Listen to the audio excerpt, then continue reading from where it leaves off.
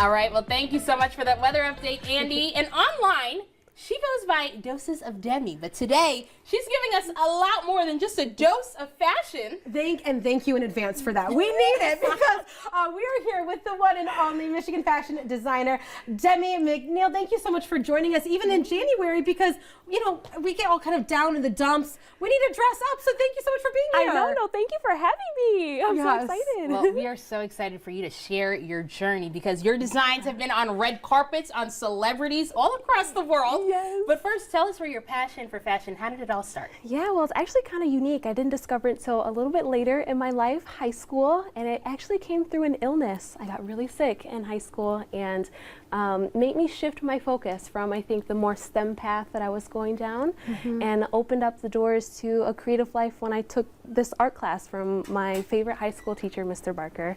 And from there, I realized I have some skill. It wasn't great, but I had some skill, and you know, with his encouragement, family encouragement, and just like, you know, taking a big leap of faith, I was like, I think I'm going to go to art school, and that kind of just took me down my path towards fashion. Oh my gosh. Yeah. And we are going to dive into some of those designs, and we're glad that you found this passion because not only do you create designs, but you're also in custom made gowns, but you also are, you know, kind of passing along what you've learned in high school from your teachers, and now you're teaching and you're using it kind of on social media. What made you want to go that route to teach people through the screen? I know. Well, honestly, I feel like I'm just following what comes to me. When I was in actually college, I posted some illustrations online, not even thinking of it, encouragement with another great professor, Kelly Musciana.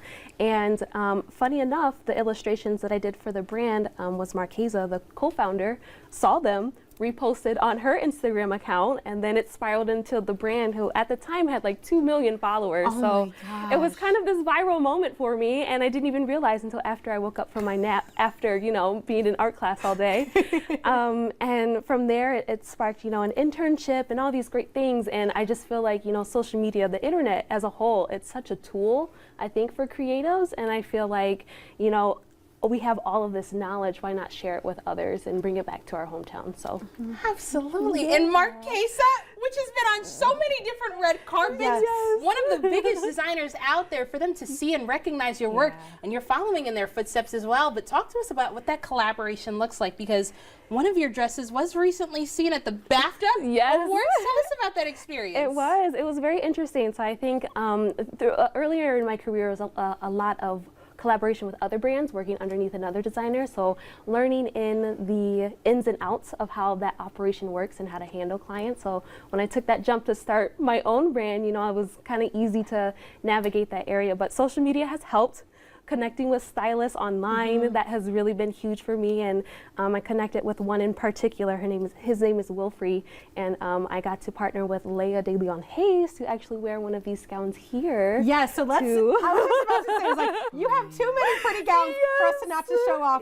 What are we looking at here? So we're looking at a custom evening gown. Everything is fully designed, and that comes down to the design itself.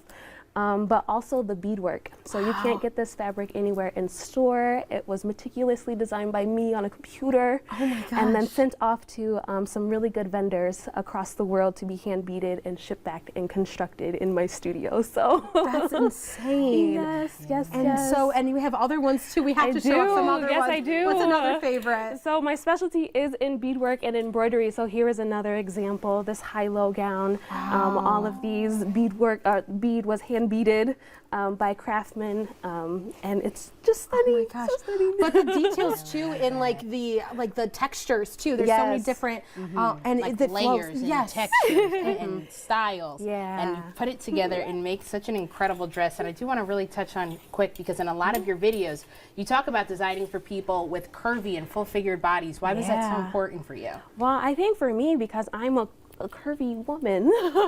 So I think going through my journey of fashion, you know, it's always been great to, you know, study the foundation.